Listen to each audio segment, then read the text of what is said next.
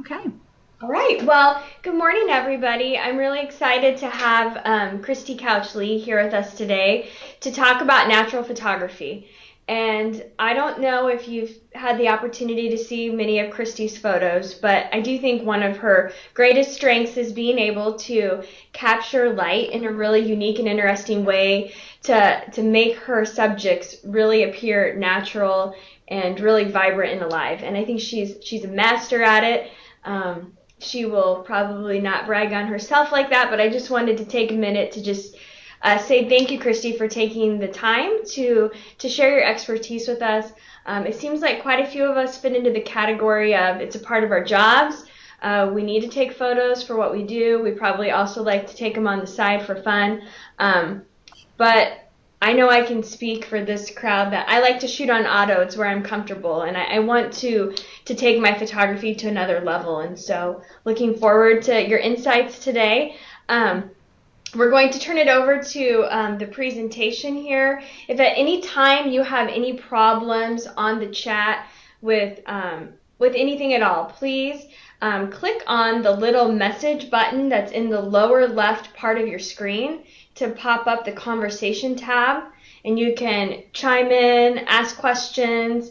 I'll be watching that while Christy's speaking, and then at the end I'll be sure to ask her those questions so we have them recorded live for this presentation as well.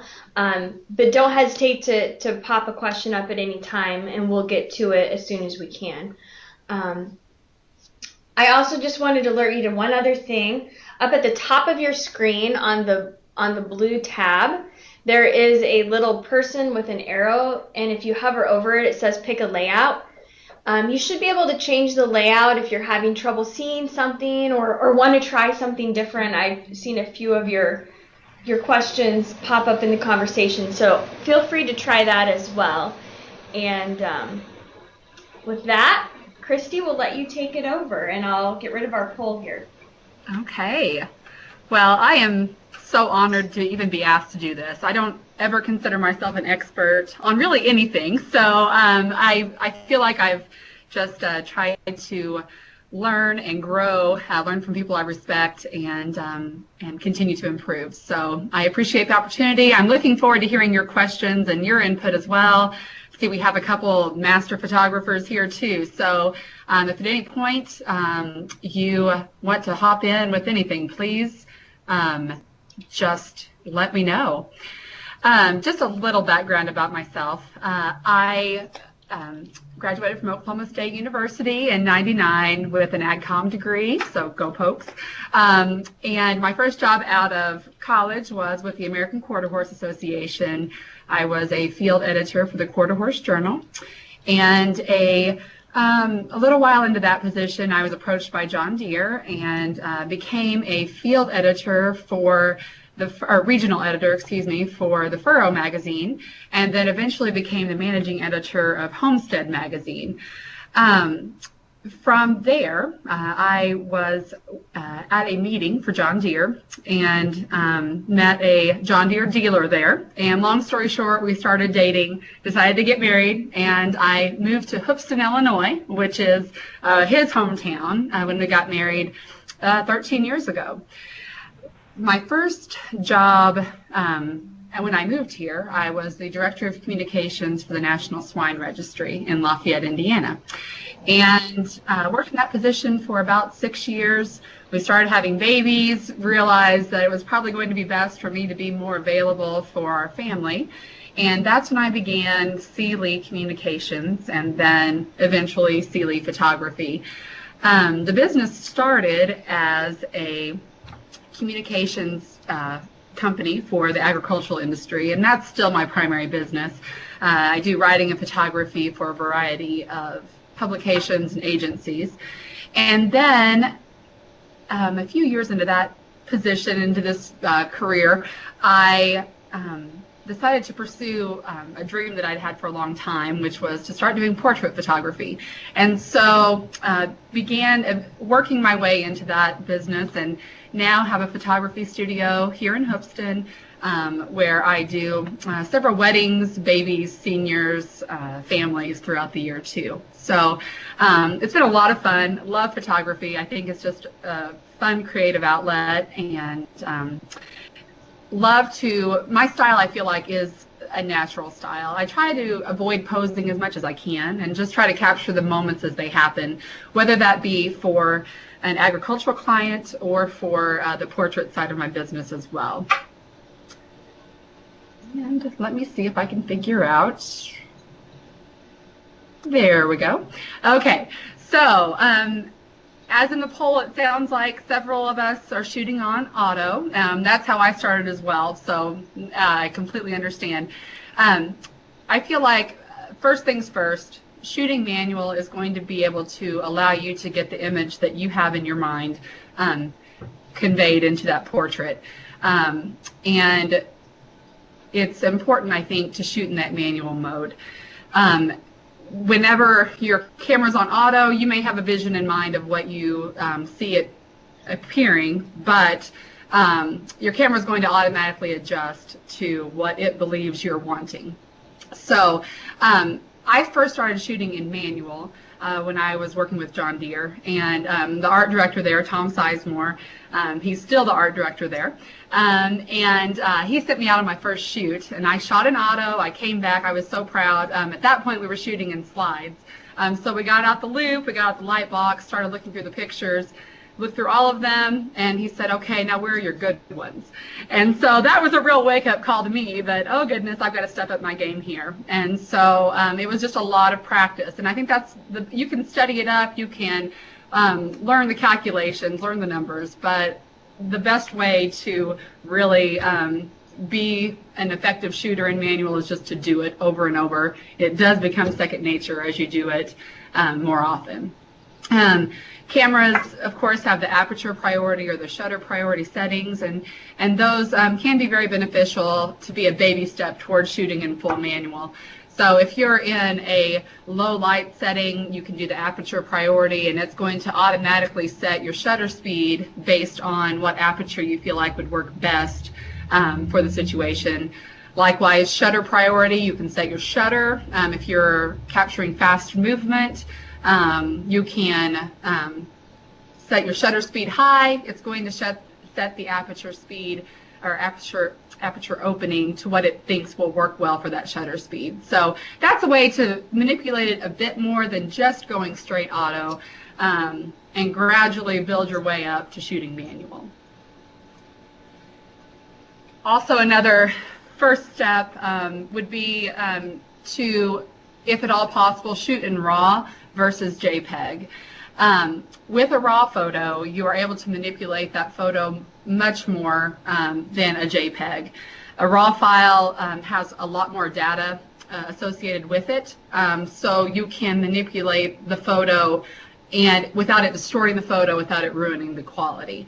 I try to shoot spot on as much as possible, but there's always those situations where you have gone from a low light setting to a high light setting and have not gotten the setting right on that first shot, or you're outdoors, you're shooting in full sun, a cloud comes, it messes things up. So RAW, you're able to capture, to bring out those pictures more effectively without ruining the image. The drawback of that is that RAW files take up a whole lot more storage space. They're a much larger file because there's so much more data associated with it. So you have to account for that. I use Lightroom to do my photo editing, and so I import through Lightroom and straight onto an external hard drive so that I'm not filling up my computer as quickly with those large files. That the storage issue is a big issue.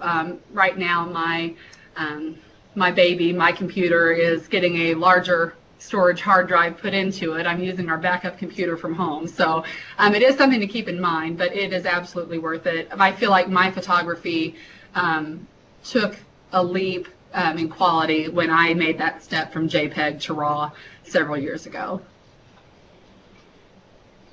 So with any shoot, I feel like I always start the shoot with a pose that I'm probably not going to use, whether it be a portrait session with a family or whether that's for a session for an agricultural client.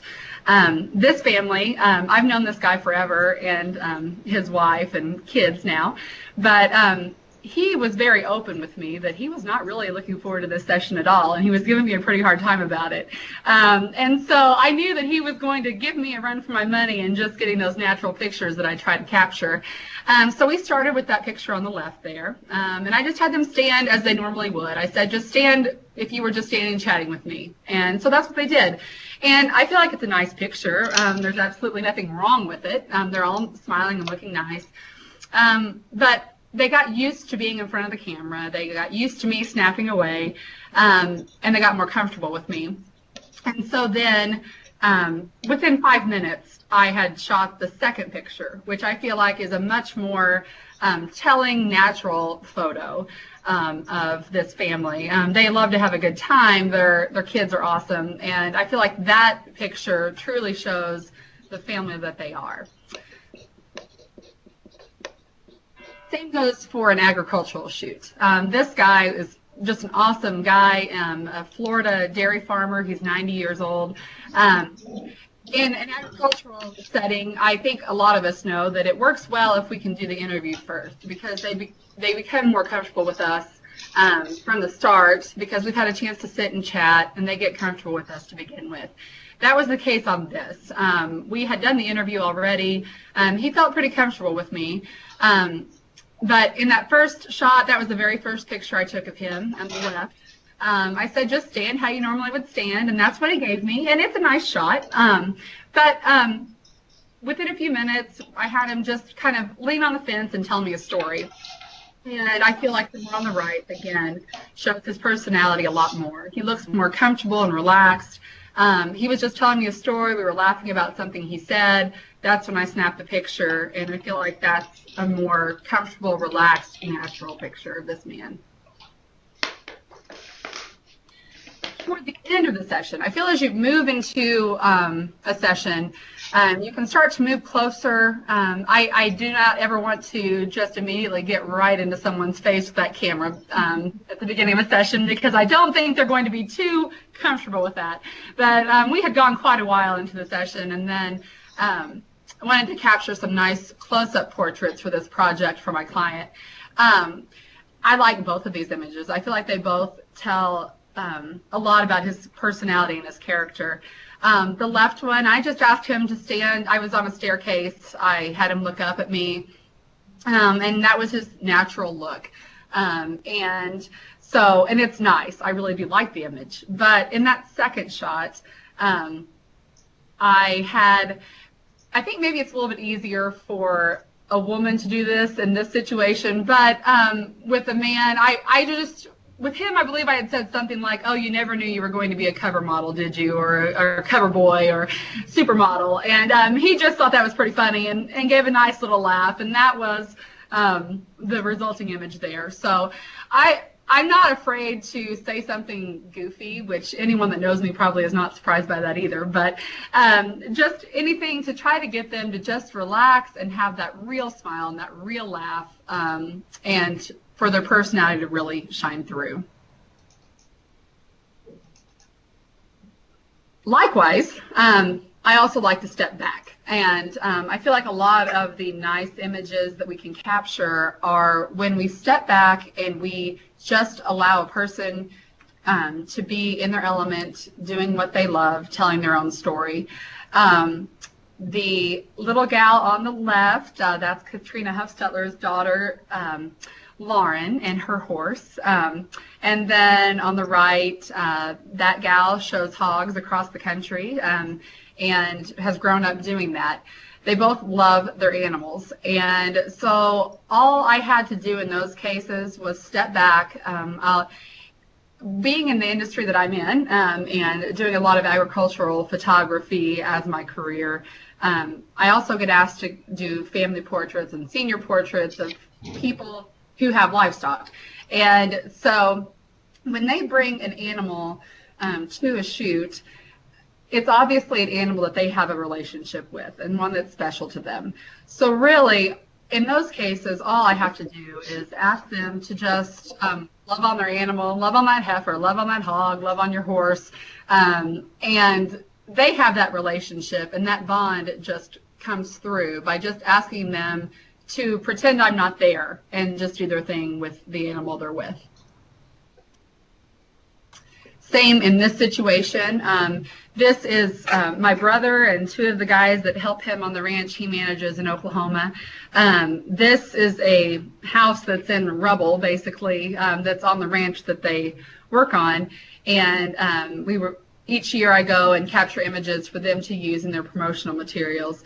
I ask them to just sit and just look at the ranch and take it all in. That's what they did. I feel like it's just them in their moment. If you wouldn't know it was a portrait, you wouldn't know I was even there. And that's, I feel like, those type of images can be used in so many different situations and be effective. And you might recognize this gal too. But obviously, when I'm doing family sessions or engagements or weddings, there's a lot of couples.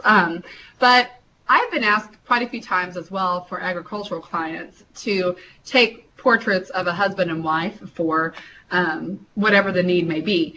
And of course, I'll get the one of the two of them smiling nicely at the camera from a variety of distances.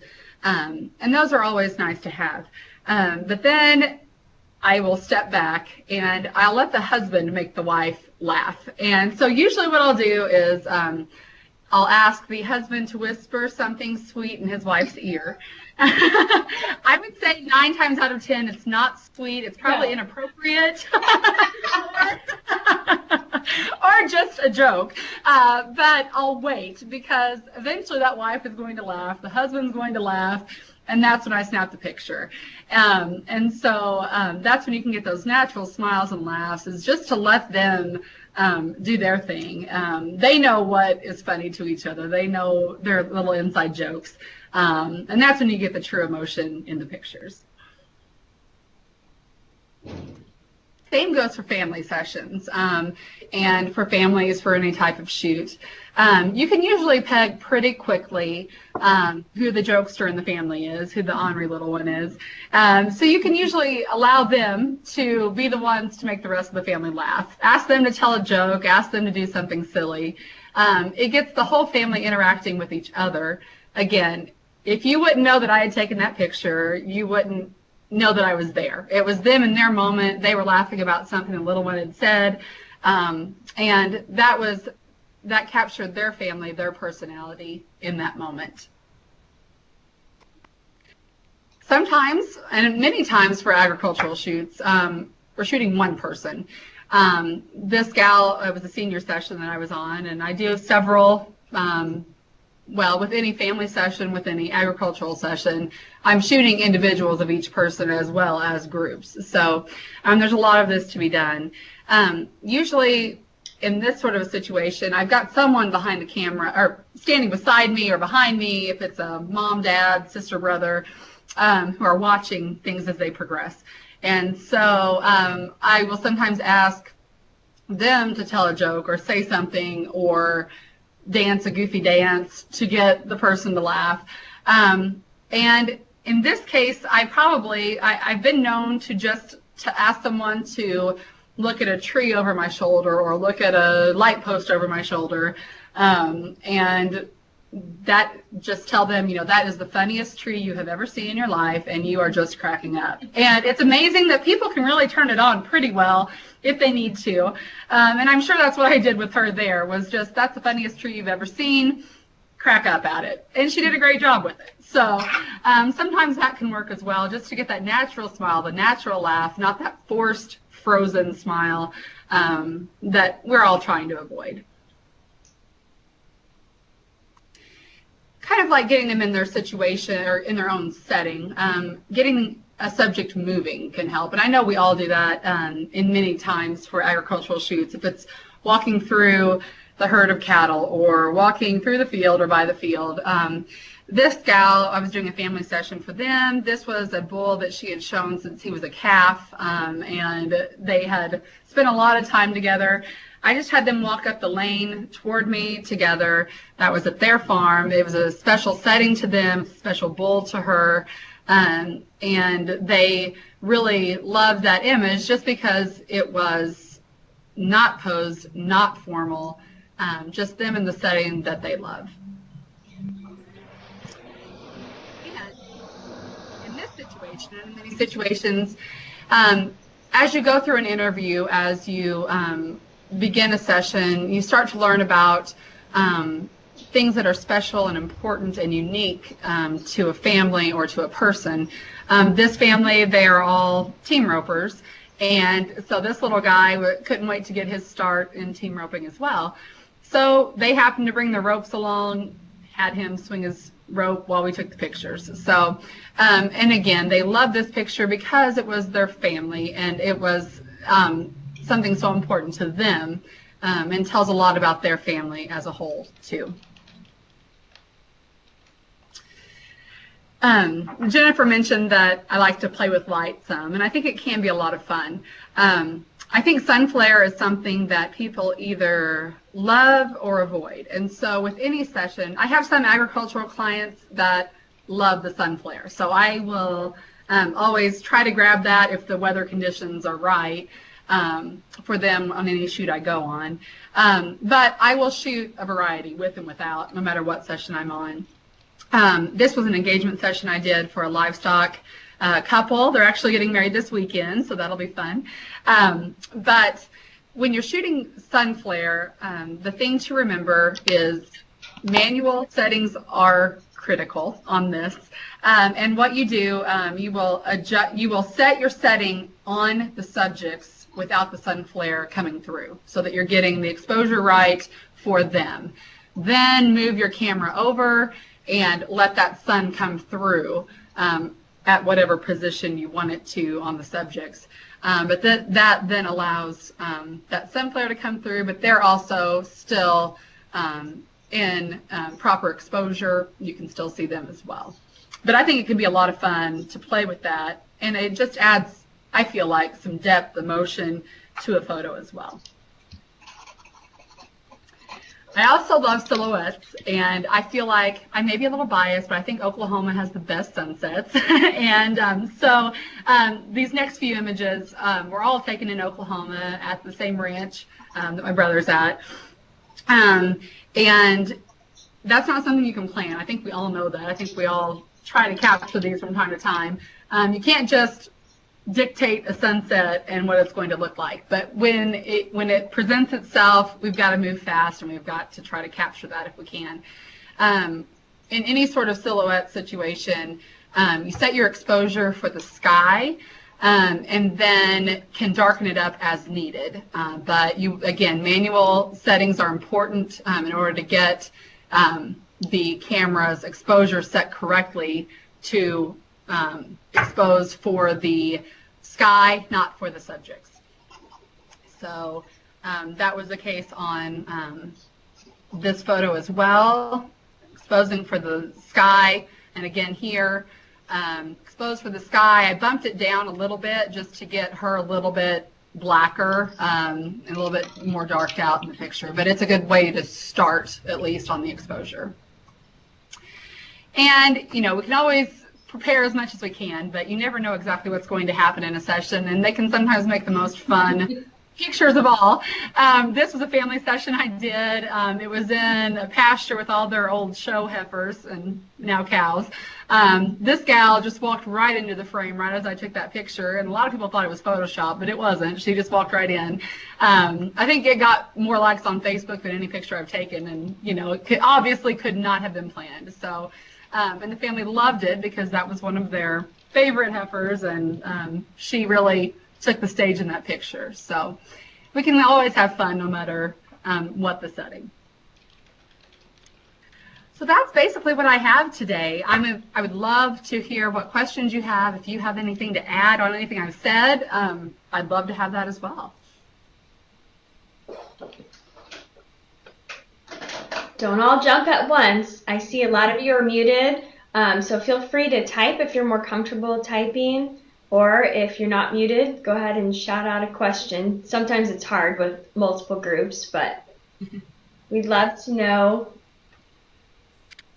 Christy, this is Miranda. You mentioned stopping it down when you're doing a silhouette photo. Are you bracketing that and just, stopping it down like a half stop and then full and such, or how do you typically do that?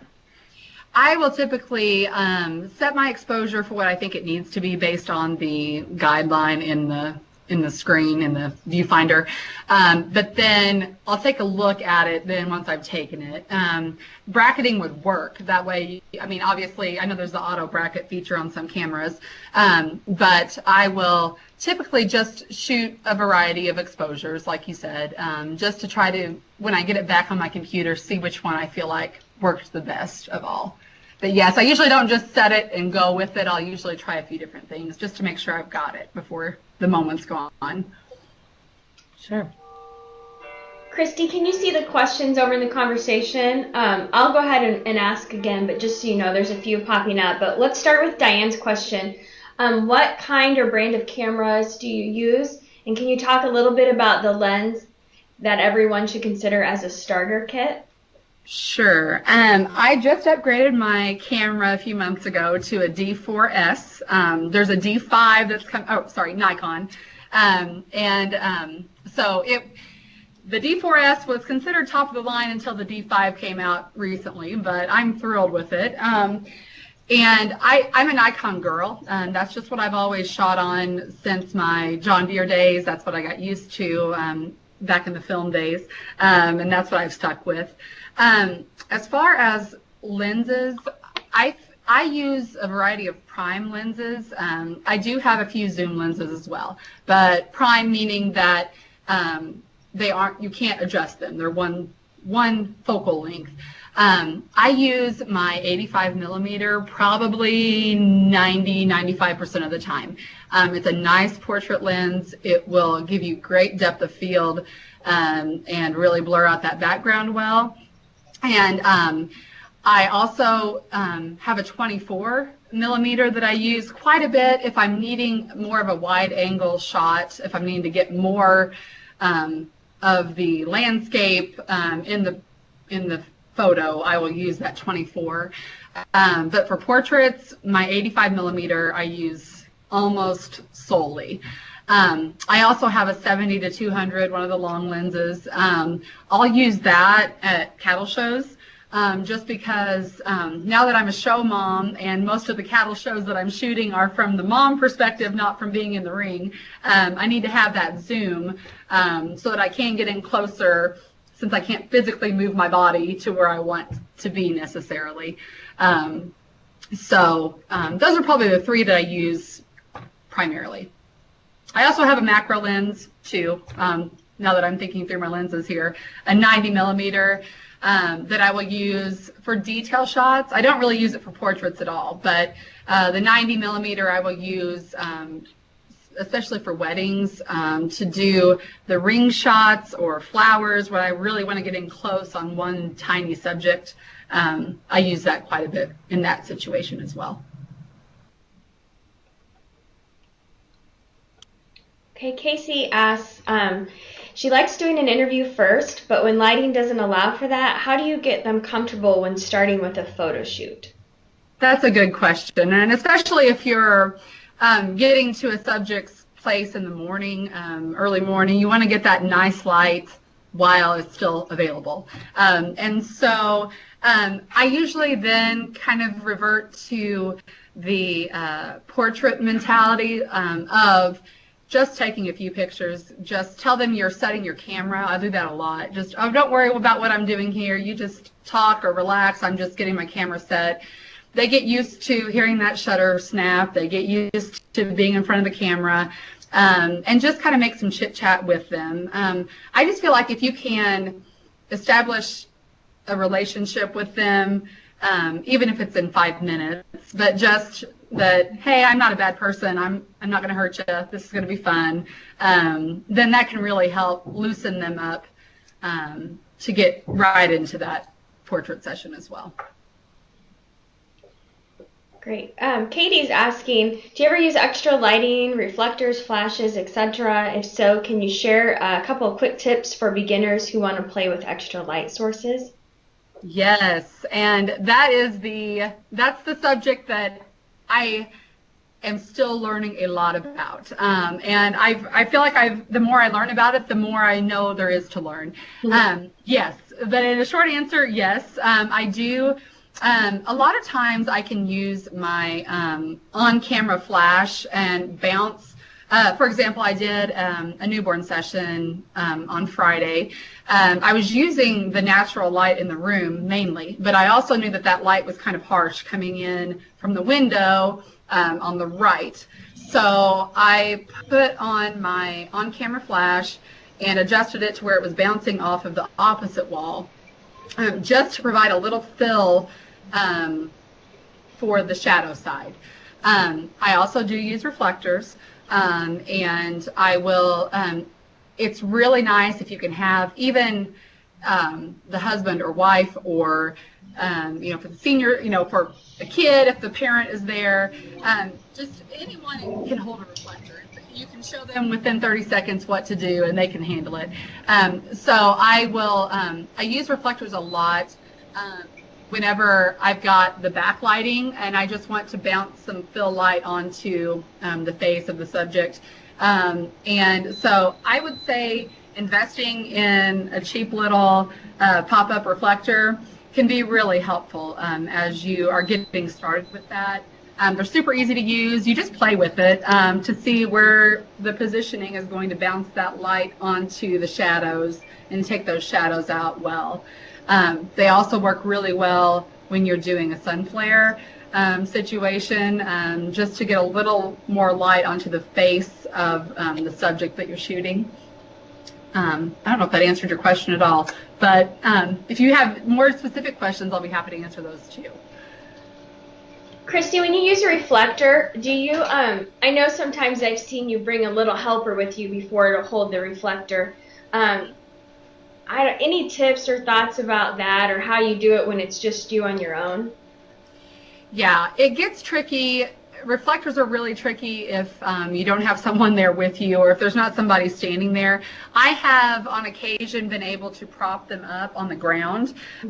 With reflectors, basically what you're doing is you're taking the natural light you have, and it will be coming from usually behind or to the side is where your natural light is. You're using that reflector to bounce light onto the shadow side of whatever it is you're shooting. So if you can find a way to position that reflector, it's just a matter of looking at the subject. And there's probably a more technical way to do it, but the way I do it is wherever the light is coming from, I try to get on the opposite of it, and then just play with the reflector a bit until I see that the shadows I'm trying to fill in are filled in.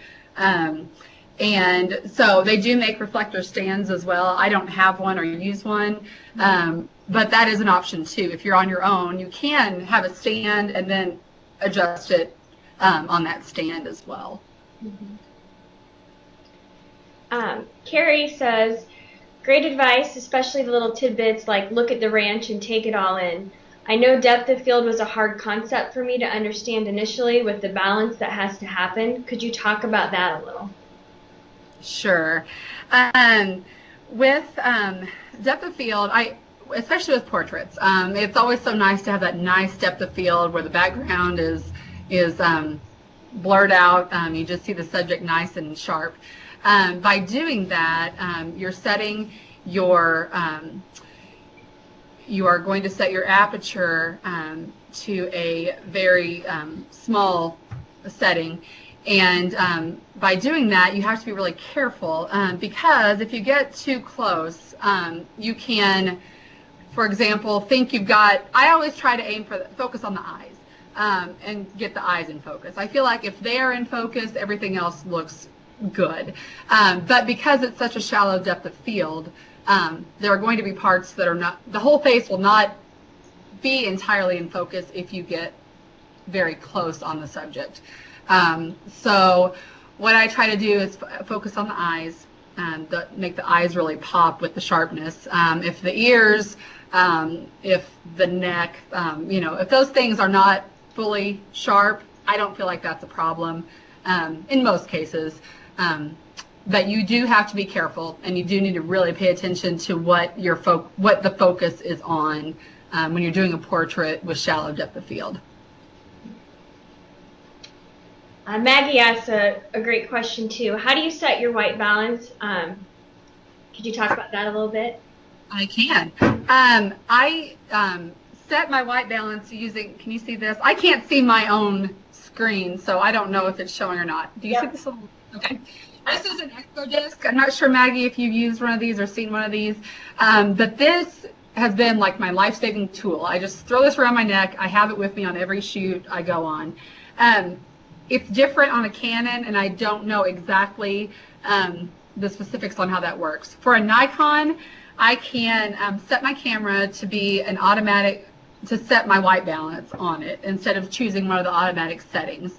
I then place this over the lens, do a test shot. I tell my camera I'm setting my white balance and exposure right now. Put this over the lens. I then adjust my exposure to where it's reading correctly, snap one shot, and that sets my white balance for me and my exposure. Most of the time it's spot on. I do have to do a couple test shots then to make sure it's absolutely correct. But this has helped me so much in getting my white balance right, probably 90% of the time from the start. I find that sometimes the many different white balance choices on a camera work pretty well if you need that to do it that way. And I will sometimes revert to that if I'm using a flash. I'll set it to the flash white balance, and usually it's pretty close. But this Expo disc has been a lifesaver, and I panic when I can't find it right away if I'm getting ready to start a shoot and can't find it readily. Christy, this is Miranda again. When you're going in between settings where, say, you're outside in shade and then going to be in the sun, or maybe going even from inside to outside on the same shoot, do you ever use those, and I don't even know what they're officially called, like the U1 and U2 settings, the preset, like, so you set your white balance and everything and then you save it in your camera? Oh, no, I've never done that, but that sounds like that would be really handy. I should maybe look into that. It does sound like it would be handy, and I was hoping you could tell me how to do it. I guess I'll have to get up my... Yeah. Oh, goodness. This is where the other expert needs to jump in and talk about that. I use this. I see that Carrie's asking, too, to repeat what that is. So, but yeah, Miranda, this is what I use all the time. It's called an Expo disc. It looks like the website is www.expodisc.com. I think I got it like on B&H Photography probably. But I just keep, like I said, I keep it around my neck. So if I'm indoors, I snap it, get my white balance set. If we head outdoors, I just throw it up there, set it. It takes 30 seconds, not even that. It doesn't take hardly any time at all to do this, and I just continually am adjusting it based on this. But I need to look into those settings because that sounds very handy. Thank you, Jennifer, for putting that up there. Yeah, I was like, I just went and checked. I hope that's right. It looked right. Yes, that's good. Well, we have a few more minutes. Are there any last questions for Christy? If not, I'll just do a quick plug here. First of all, Christy, thanks again. We really appreciate it. I think you had tons of great information you shared with us and great tips and advice. And I've seen her in action. She's taken lots of photos for our family, and she's just wonderful with her subjects, and she makes it really fun. My kids actually really enjoy getting their photo taken by Christy. If you know my kids, maybe that's not a surprise, but she really makes it fun, even for Dan, who does not like to get his photo taken. So I will have this posted on our LPC social media sites, so you'll be able to see this as a YouTube video if you want to refer to it later and take notes from it.